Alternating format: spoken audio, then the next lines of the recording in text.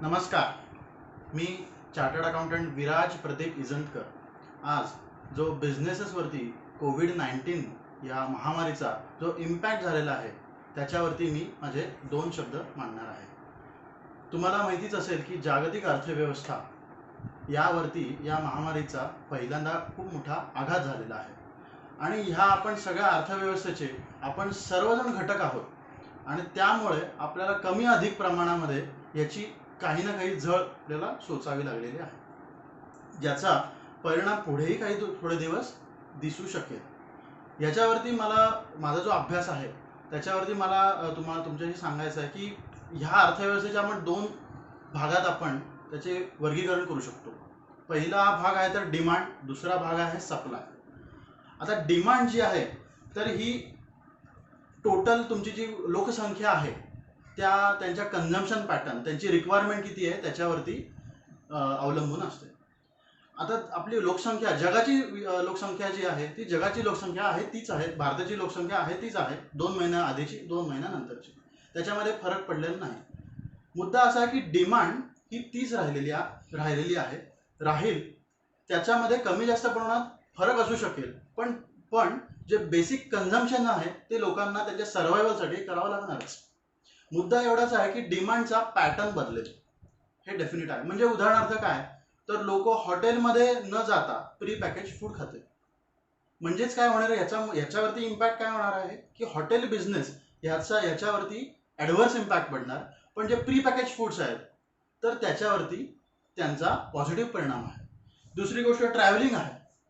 आता लोक ट्रॅव्हल करायला घाबरतील, ट्रॅव्हल करणं त्यांना प्रायोरिटी देणार नाहीत.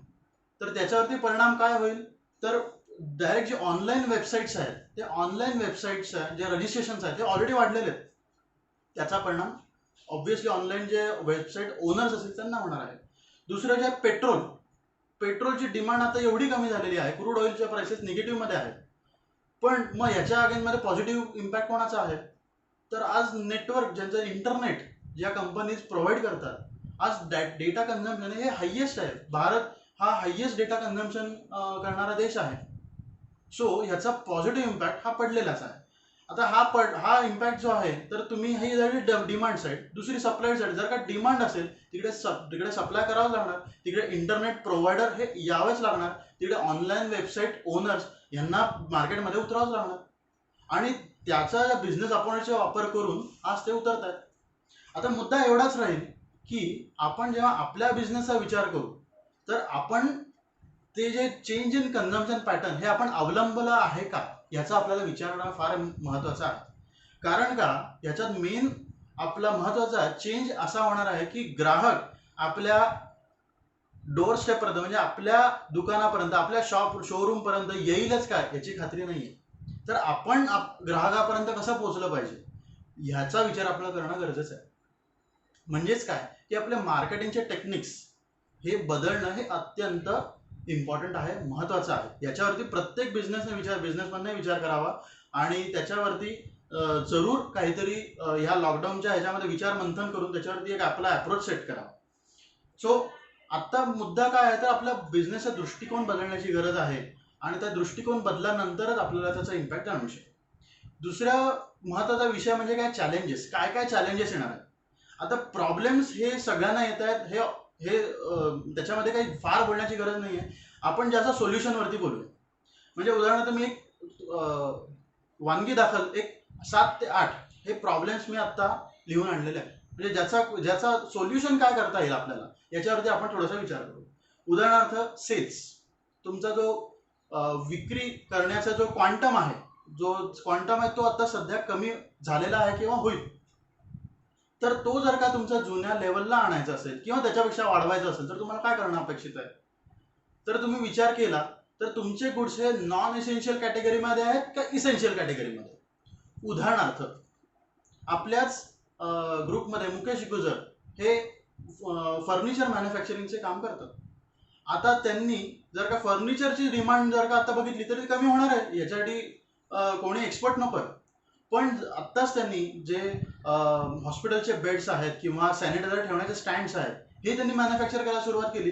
आता त्यांचा सेल जो आहे मे बी फर्निचरचा कमी कमी होईल, पण it will be compensated by the sale of standards. So मुद्दा काय की तुम्ही तुमच्या बिझनेसचा असा विचार करा की ज्यामुळे तुमचा बिझनेस हा इसेन्शियल कॅटेगरीमध्ये येईल. अजून एक उदाहरण देतो. आमचे एक क्लायंट आहेत की जे मेडिकल इक्विपमेंटमध्ये आता ते काहीच काम करत नव्हते. ह्याच्या आधी ते आधी ऑटोमोबाईल सेक्टरमध्ये होते, पण कोविडच्या इम्पॅक्ट नंतर त्यांनी मेटल कंपोनंट्स ऑटोमोबाईलच्या ऐवजी त्यांनी मेडिकल इक्विपमेंटचे बनवायला सुरुवात केली. आता त्याचा फायदा असा झाला की त्यांचा एकतर लॉकडाऊनमध्ये सुद्धा त्यांना फॅक्टरी चालू करता आली, कारण का गव्हर्नमेंटने परमिशन दिली. जर का त्यांनी परमिशन दिली तर ऑब्व्हियसली त्यांचे सेल्स प्रोडक्शन होणार, सेल्स वाढणार आणि त्यांचा टर्नओव्हर होणार, त्यांना प्रॉफिट येणार आहे. सो मुद्दा असा की तुम्ही तसा स्ट्रॅटेजिकली विचार करणं गरजेचं आहे. दुसरा इम्पॅक्ट आहे सेल प्राईसवरती. तर तुम्ही आता त्याची मनाची तयारी करून ठेवली पाहिजे की तुमचे कस्टमर्स ऑलरेडी येणार आहेत तुमच्याशी डिस्कशन करायला, निगोसिएशन करायला.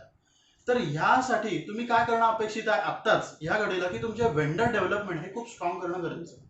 जे एक्झिस्टिंग वेंडर आहेत त्यांच्याशी तुम्ही प्राइस निगोसिएशन आत्ताच जर का स्टार्ट केली तर तुम्हाला कस्टमर जेव्हा दारात येईल तेव्हा तुम्हाला फारसं त्याला डिफिकल्ट जाणार नाही, तुमचे कस्टमर रिटेन राहतील. तिसरी गोष्ट आहे आयडल असेट्स. समजा मी लघुउद्योजक आहे, माझ्याकडे 3 ते 4 माझे लेथ मशीन्स आहेत फॉर एक्झाम्पल.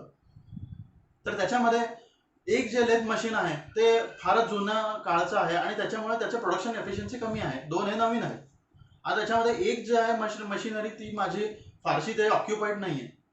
तर मी आज विचार करणार की आज ही मशिनरी मी जागा आहे ती वापरली जाणार, त्याच्यावरती जर का लेबर एम्प्लॉय केला तर लेबरची सॅलरी आहे आणि प्लस ती आता आयडल पण आहे, त्याच्यामुळे उपयोग नाही फारसा. तर मी ती स्क्रॅपमध्ये करू शकतो का आणि त्या स्क्रॅप व्हॅल्यूची अमाऊंट मी वर्किंग कॅपिटलमध्ये यूज करू शकतो का, हा विचार करणं गरजेचं आहे. दुसरी गोष्ट आहे की इन्क्रीज इन ट्रान्सपोर्टेशन कॉस्ट. आता ट्रान्सपोर्टेशन कॉस्ट तुम्ही जर का रेग्युलर आता जे बिझनेसमध्ये आहे त्यांना माहिती असेल की ही 1.5 झालेली आहे. आता 1.5 जी ट्रान्सपोर्टेशन कॉस्ट आहे तर ही तुम्हाला ऑपॉर्च्युनिटी होऊ शकते का, जरा विचार करा. आता समजा जे कोणते मॅन्युफॅक्चरर महाराष्ट्रामधले आहेत ते रॉ मटेरियल जर का पंजाबमधनं घेत असतील तर त्यांना तेच रॉ मटेरियल तुम्ही इथे प्रोव्हाइड करू शकता का? कारण जर का ते 1.5 ट्रान्सपोर्टेशन कॉस्टने आली तर ऑब्व्हियसली त्यांना ट्रान्सपोर्टेशन कॉस्ट बेअर करायला लागणार आहे. त्याचं सेल प्राइसिंग तरी वाढेल, त्यांच्या परचेस प्राइसिंग तरी वाढेल किंवा त्यांच्या ट्रान्सपोर्टेशन कॉस्टची बिलं यांना पेमेंट करावं लागतील. सो जर का तुम्ही कमी कॉस्टमध्ये त्यांना मॅन्युफॅक्चर करून दिले आणि त्या ट्रान्सपोर्टेशनच्या एक्सपेन्सचा फायदा घेतला तर ती ऑर्डर त्या आउट ऑफ महाराष्ट्र जी पार्टी आहे त्यांना न जाता तुम्हाला मिळू शकेल. तर असा तुम्ही तुमचा अभ्यास करू शकता. दुसरी गोष्ट आहे की आता इन्शुरन्स कॉस्ट आहे.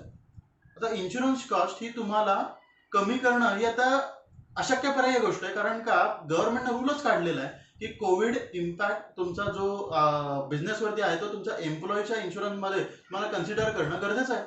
त्याच्याशिवाय तुम्ही फॅक्टरी चालू करू शकत नाही. सो ह्या केसमध्ये तुम्हाला जर का तो इन्शुरन्स इन्क्रीज कॉस्ट तुम्ही नाही दिली तर तुम्हाला बिझनेस रिस्क आहे. सो तुम्हाला त्याच्या वाचून पर्याय नाही, तर ती कॉस्ट आपल्याला कशी पे ऑफ करता येईल याचा आपण विचार करूया. दुसरी गोष्ट आहे shortage of capital. Shortage of capital म्हणजे काय, भांडवल हे आपल्याला कमी पडणार आहे किंवा कमी पडत असेल तर याचे 3 पर्याय आहेत. कशा पद्धतीने आपण त्याच्या उत्तराकडे जाऊ शकतो. पहिला आहे तर इंटरनल अक्रुअल्स.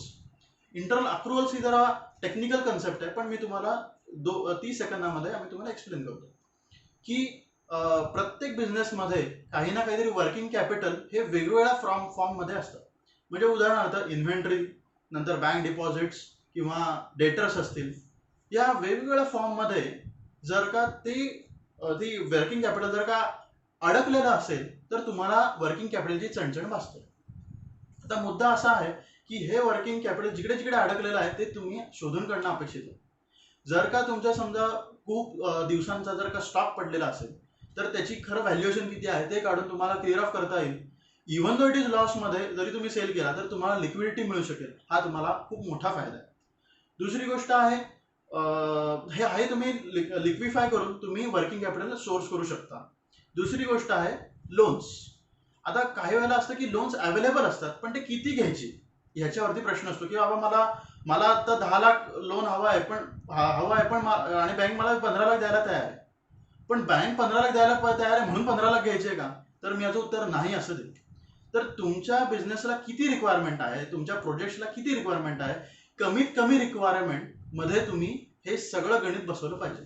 याचं कारण का, कारण तुम्ही जर का ॲडिशनल जर लोन जर घेतलं असेल आणि ते जर का तुमचं एफिशियंटली युटिलाइज नाही झालं, तर त्याचा तुम्हाला इंटरेस्ट हा भुर्दंड पुढच्या पिरियडमध्ये तुम्हाला पडणार आहे, ज्याचा इम्पॅक्ट तुमच्या प्रॉफिटेबिलिटी आणि लिक्विडिटी या दोघांवरती पडणार आहे. त्यामुळे लोन काढणं जे आहे हे दुधारी तलवार आहे असं मी म्हणेन. की तुम्ही जर का डिलिजंटली वापरलं तर तुमचा बिझनेस सर्व्हाइव्ह होईल, तुम्ही फ्लरिश कराल. पण तुम्ही जर का एक्सेसिव्ह लोन्स घेतली, ओके, ते एक्सेसिव्ह लोन्स आहेत का हे तुमच्या एक्सपर्ट्सला, तुमचे फायनान्शियल एक्सपर्ट्स आहेत त्यांना तुम्ही विचारलं आणि त्यांचा जर सल्ला घेतला तर फार चांगलं होईल. आता तुम्ही जर आता लोन्सच्या बाबतीमध्ये ऑलरेडी आता 3 पद्धतीने आपल्याला लोन्स मिळू शकतात. MSME स्कीम्स आहेत, दुसरी गोष्ट सिडबीच्या स्कीम्स आहेत आणि तिसरी गोष्ट आपल्या बँकेच्या रेग्युलर जे फॉर्मॅट्स आहेत त्यामध्ये आपण लोन घेऊ शकतो. आता मी दोघात वर्गवारी करेन की सिडबी SME जे स्कीम्स आहेत ह्याच्यात आणि बँकमध्ये. तर मेनली काय, बँकमध्ये तुम्हाला कोलॅटरल द्यावं लागतं, म्हणजे काय, तुम्हाला काही ना काहीतरी तारण ठेवावं लागतं. आता तारण ठेवण्यासाठी तुमच्याकडे जी प्रॉपर्टी आहे त्याचा वापर तुम्हाला पुढे कोणत्याही लोनसाठी करता येत नाही. ओके, पण तुम्हाला सीडबी आणि MSMEच्या ज्या स्कीम्स आहेत याचा मुख्यत्वे त्यांचा इम्पॉर्टन्स असा आहे की त्यांना कोलॅटरल फ्री आहे. दुसरी सगळ्यात इम्पॉर्टंट गोष्ट की त्यांचा इंटरेस्ट रेट कमी आहे. ओके, सो माझ्याकडे काही स्कीम्स मी नोट डाऊन करून आणलेल्या आहेत की ज्याचा तुम्ही स्पेसिफिकली या स्ट्रेस सिच्युएशनमध्ये तुम्ही वापर करू शकता. आता MSME साठी जर म्हटलं तर त्याच्यात 2 स्कीम्स आता आहेत. एक आहे ती credit guarantee fund trust for MSME. ही आहे, त्याच्यात 2 कोटीपर्यंत लोन मिळू शकतं. ऑब्व्हियसली जी 2 कोटी अमाऊंट आहे ती अमाऊंट प्रोजेक्ट रिपोर्टवरनं ठरते की तुमच्या प्रोजेक्टमध्ये खरंच ती व्हॅल्यू आहे का, तर ही व्हॅल्यू असेस केली जाते. सो ती अमाऊंट ठरवण्याआधी आपण खूप विचार करायला पाहिजे आणि तेवढीच अमाऊंटची आपल्या कॅपॅसिटी आहे का तसा एक पुनर्विचार करण्याची गरज असते. सो ते घेऊ शकतात. त्याच्यामध्ये इंटरेस्ट रेट तुम्हाला 10 ते 14 या दरम्यान पडू शकेल किंवा 10च्या आसपास पडेल. दुसरी स्कीम आहे की MSME loan from lending card. याच्यामध्ये तुम्हाला मिनिमम अगदी 50,000 टू मॅक्सिमम 2 CR अशा लोन्स आहेत, ज्याच्यामध्ये सुद्धा इंटरेस्ट रेट 10च्या आसपास आहे आणि अगेन कोलॅटरल फ्री आहे. सो अशा पद्धतीने ह्या स्कीमचा तुम्ही वापर करू शकता. दुसरी गोष्ट, सिडबीच्या मध्ये जर का विचार केला तर SIDBI make in India soft loan fund for MSME अशी स्माइल नावाची एक स्कीम आहे, ज्याच्यामध्ये मिनिमम लोन साईज ही 10 lakhs for equipment finance and अदरसाठी 25 lakhs अशी आहे. Interest rate again it is dependent on the SIDBI की किती रिस्क आहे यावरती तो इंटरेस्ट रेट ठरतो. पण सिडबी आणि MSME if you ask me तर बँकपेक्षा हे डेफिनेटली कमी देतील. अगेन हे कोलॅटरल फ्री आहेत. दुसरी गोष्ट आहे अजून SEF स्माइल इक्विपमेंट फायनान्स.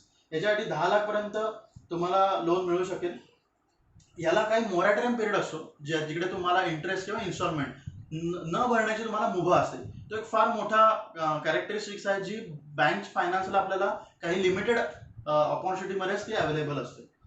तिसरी अजून स्कीम आहे की loans under partnership with OEM म्हणजे ओरिजिनल इक्विपमेंट मॅन्युफॅक्चरर्स. यांना 1 कोटीपर्यंतची हे आहे लोनची फॅसिलिटी आहे. नंतर वर्किंग कॅपिटल कॅश क्रेडिट अशी एक आहे जे स्मॉल SMEs त्यांना ती फॅसिलिटी आहे. नंतर आहे SIDBI loan for purchase of equipment for again SME म्हणजे स्पीड या नावाने ती स्पेसिफिकली आहे. त्याच्यामध्ये ॲटलिस्ट 3 वर्ष ऑपरेशन्स असले पाहिजेत, सेल्स असले पाहिजे अशी स्पेसिफिक हे आहे, कंडिशन आहे. आणि कॅश प्रॉफिट असले पाहिजेत. म्हणजे तुम्हाला बिझनेसमध्ये P&L तुम्ही जो इन्कम टॅक्सला सबमिट केलेला असेल किंवा कंपनी MCL सबमिट केला असेल त्या P&L बॅलन्स शीटमध्ये तुमचा प्रॉफिट असणं 2 वर्षासाठी हे गरजेचं आहे. इंटरेस्ट रेट अगेन 8 ते 10च्या आसपास असणार आहे. नंतर आहे की स्पीड प्लस, ही पण आहे. मिनिमम सेल्स 5 CR फक्त अपेक्षित आहे आणि अगेन नो लॉसेस. नंतर स्कीम आहे retail loan scheme for trade finance RLS अशी स्कीम आहे. लोन अमाऊंट 10 ते 1 कोटीपर्यंत. रिटेल आणि डीलरसाठी 50 लाखापर्यंत त्याची लोनची सीमा आहे. अगेन त्याच्यासाठी स्पेसिफिकली एलिजिबिलिटी क्रायटेरिया आहे रिटेल आणि होलसेलर ट्रेडर्ससाठी आहे. सो याचा तुम्ही आपण वापर करू शकतो. नंतरची आहे टॉपअप म्हणजे लोन फॉर इमिजिएट पर्पज, क्यूलिप्ट अशी एक आहे, ज्याच्यामध्ये 30% for existing exposure and 20% of net sales to maximum of 2 CR, अशी बरीच मोठी त्यांनी कॅप त्यांनी कव्हर केलेली आहे. सो याच्यामध्ये तुम्ही करू शकता. नंतर SIDBI term loan assistance for rooftop solar PV plants, याच्यामध्ये तुम्ही करू शकता. एलिजिबिलिटी आहे new customer for 4 year, existing customer for 2 years. याच्यामध्ये कॅश प्रॉफिट असणं गरजेचं आहे. नंतर इंटरेस्ट रेट अगेन 8 to 10% पर्यंत असणार आहे. SIDBI assistance to facilitate emergency response against corona virus, SAFE या नावाने आहे. आता याच्यासाठी फक्त जे स्पेसिफिकली जे कोरोना व्हायरससाठी जे इक्विपमेंट बनवतात, औषधं बनवतात, यांच्यासाठी स्पेसिफिकली सेफ नावाची एक स्कीम त्यांनी केलेली आहे, ज्याचा इंटरेस्ट रेट अगदीच लो ठेवलेला आहे. 5% पर्यंत तुम्हाला इंटरेस्ट रेट ने लोन मिळू शकेल. आणि अगदी शेवटची आहे ती म्हणजे SIDBI assistance to facilitate emergency response against corona virus, SAFE plus. ही सुद्धा तशीच आहे, फक्त अजून काही ॲडिशनल अमाऊंट याच्यामध्ये मिळू शकेल. सो अशा प्रकारच्या काही स्कीम्स आहेत ज्याचा वापर आपण डेफिनेटली करू शकतो. आणि फक्त एवढीच आहे की त्याच्यात आपल्या एलिजिबिलिटी क्रायटेरियामध्ये आपण बसणं गरजेचं आहे. सो याच्यावरती बोललो आपण. पुढे पॉईंट आपल्याला असा आहे की फ्युचर आपण कसं आपण सेव्ह करायला पाहिजे. आपला जो बिझनेस आहे अशा आघातांपासून आपण कसं आपलं सिक्युअर ठेवलं पाहिजे. तर पहिल्यांदा मी सजेस्ट करेन की प्रत्येकाने कॉन्टिंजन्सी फंड हा क्रिएट करावा. कॉन्टिंजन्सी फंड असा आहे की तुम्ही जेव्हा केव्हा अशी परिस्थिती क्रिएट होईल, त्याच्यामुळे तो फंड एवढा स्ट्रॉंग ठेवायचा की 6 महिने आपला बिझनेस चालला पाहिजे. जेव्हा 6 महिने सेल्स नाही झाले तरी आपले जे ऑपरेटिंग कॉस्ट आहे, व्हेरिएबल कॉस्ट, जे फिक्स्ड कॉस्ट आहेत, हे आपल्या स्पेसिफिकली आपण त्या कव्हर करू शकलो पाहिजे. याच्यासाठी आपण दर महिन्याला अगदी जो पण प्रॉफिट किंवा सेल्स आहे त्याचा 2% जरी आपण बाजूला काढून ठेवला, म्युच्युअल फंडमध्ये इन्व्हेस्ट केला किंवा काही FDs मध्ये ठेवला तरी चालू शकेल, पण त्याचा स्पेसिफिकली कॉन्टिंजन्सीमध्येच वापर झाला पाहिजे. दुसरी गोष्ट आहे की आपण जर का फॅक्टरी ओनर असाल, आपण जर का काही मोठा बिझनेस लघुउद्योजक असू शकाल, तर त्याच्यामध्ये वर्क फ्रॉम होम पॉलिसी ही तुम्ही ड्राफ्ट केली पाहिजे आणि तुमच्या स्पेसिफिक एम्प्लॉईजमध्ये ती तुम्हाला इम्प्लिमेंट पण करावी करता आली पाहिजे. याचं कारण का, तुम्ही जर का वर्क फ्रॉम होम पॉलिसी केली तर तुम्ही कमीत कमी मॅनपॉवर तुमच्या ऑफिसमध्ये ठेवून तुमच्या ऑफिसची साईज आहे ती कमी करू शकता आणि तुम्ही रेंट कॉस्ट सेव्ह करू शकता. दुसरी गोष्ट आहे की हे जर का करत असो आपण, तर IT इन्फ्रास्ट्रक्चर ही फार महत्वाची गोष्ट आहे, जे आता बऱ्याच ठिकाणी आपल्याला लॅकिंग दिसते की मला रिमोट ॲक्सेस मिळत नाही, मला सर्व्हर क्लाउडवरती कसं ठेवायचं मला माहित नाही. तर सध्याचे ऑप्शन्स खूप सेक्युअर्ड आहेत आणि याचा वापर आपण केला तर अगदी घर बसल्या सुद्धा आपण सगळा बिझनेस आपण पूर्ण सांभाळू शकतो. याचं अनेक उदाहरणं आपल्याकडे देऊ शकतो.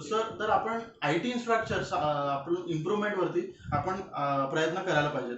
नंतर आधी सांगितल्याप्रमाणे आपलं जे प्रोडक्ट आहे हे नॉन इसेन्शियलवरनं इसेन्शियलवरती कसं कन्व्हर्ट करता येईल याचा आपण विचार करायला पाहिजे. दुसरी गोष्ट, आता लॉकडाऊनमध्ये आपल्याला नॉर्मली केसमध्ये सगळ्यांना वेळ भरपूर आहे, तर ह्या पूर्ण 40 ते 50 दिवसांमध्ये आपण आपल्या बिझनेसचा अभ्यास करून आपण नवीन काही सर्व्हिस डेव्हलप करू शकतो का, नवीन काही प्रोडक्ट डेव्हलप करू शकतो का, जेणेकरून मार्केटमध्ये आपण एक वेगळ्या पद्धतीने अप्रोच करू शकू, वेगळा कस्टमर बेस आपण अप्रोच करता येईल, टार्गेट करता येईल. तर ह्या बाजूने आपला विचार हा झालाच पाहिजे. कारण का जुन्याच टेक्निकने जर का आपण बिझनेस करत राहिलो तर आपण मे बी तो मोठा आपला टिकाव लागणं हे डिफिकल्ट जाईल. सो त्याच्यामुळे हा विचार करणं गरजेचं आहे. दुसरी गोष्ट, एक्झिस्टिंग प्रोडक्ट्स आहेत तर त्याच्या तुम्ही कॉस्टिंगवरती त्याचं कॉस्ट स्ट्रक्चर कसं आहे याचा तुम्ही विचार करा. ॲटलिस्ट 10% मला कॉस्ट रिड्यूस करता आली पाहिजे, जेणेकरून मी ती कस्टमरला पास ऑन करेल, कस्टमर मला जास्त बिझनेस देईल आणि माझी प्रॉफिटेबिलिटी मी इंटॅक्ट ठेवेल. तर ह्या दृष्टीने तुम्ही विचार झाला पाहिजे. त्याच्यावरती तुम्ही व्हेंडर डेव्हलपमेंटवरती अगेन तुम्ही महत्त्व दिलं पाहिजे. दुसरी गोष्ट आहे की तुमच्याच बिझनेसमध्ये, मी याच्यामध्ये कोणताही बिझनेस हा अनटच नाही आहे, प्रत्येक बिझनेसमध्ये टेक्नॉलॉजी ही कशी आपल्याला पुढे जी गेलेली आहे त्याचा अभ्यास करणं आपण अपेक्षित आहात. म्हणजे काय की नवीन टेक्नॉलॉजीचा अभ्यास करून आपण नवीन काही गोष्ट त्याच्यात इम्प्लिमेंट करू शकतो का, नवीन पद्धतीने बिझनेस करू शकतो का, याचा आपण अभ्यास करणं गरजेचं आहे. दुसरी गोष्ट मला फक्त एकच याच्यात सांगायची आहे की स्पेसिफिकली जेव्हा आपण ह्या सिच्युएशनमध्ये अशी जी डिस्ट्रेस सिच्युएशन क्रिएट झालेली आहे याच्यामध्ये आपण सर्व्हायव्हल फक्त म्हणून टार्गेट जर का ठेवलं तर आपला मार्केटमध्ये टिकाव लागणं अवघड होईल. पण जर का अशा नवीन कन्सेप्टचा वापर करून जर ग्रोथचं जर का आपण ॲम्बिशन ठेवली, ऑब्जेक्टिव्ह ठेवलं तर आपण नक्की सर्व्हाइव्ह. तर हा विचार आपण करणं आपल्याला गरजेचं आहे. सर्वात शेवटची गोष्ट मला पॅनलला रिक्वेस्ट करायची आहे. एक कन्सेप्ट मला सजेस्ट करायची की सगळ्यांना आता लोन किंवा छोट्या छोट्या फायनान्सची आपल्याला गरज आहे. तर ज्या भावसार समाजाचे काही घटक आहेत, काही मेंबर्स आहेत की ज्यांच्याकडे आयडल फंड्स आहेत, अगदी आयडल फंड्स म्हणजे अगदी 5,000 10,000 पासून ते 1,00,000 2,00,000 जे कोणते अमाऊंट त्याच्या कॅपॅसिटीनुसार, तर याची माहिती ही पॅनलने गोळा करावी. आणि जे गरजू माणसं आहेत तर त्यांना ते कसं पुरवता येईल मिनिमम इंटरेस्टमध्ये, ह्याचा आपण विचार करावा, जेणेकरून जे लोक गरजू आहेत त्यांनाही हे मिळेल, त्यांना अर्थसहाय्य मिळेल आणि ज्यांचे फंड्स आयडल आहेत ते एफिशियंटली युटिलाइज होतील आणि पूर्ण समाजाचं आपल्याला उन्नतीकरण आपल्याला करता येऊ शकेल. हे बोलून माझे 2 शब्द थांबवतो आणि मला स्पेसिफिकली सुरेंद्रजींचे आणि मनोजजींचे मला आभार मानायचे. त्यांनी मला एक मोठी अपॉर्च्युनिटी दिली, याच्याबद्दल मी त्यांचे धन्यवाद मानतो. थँक्यू.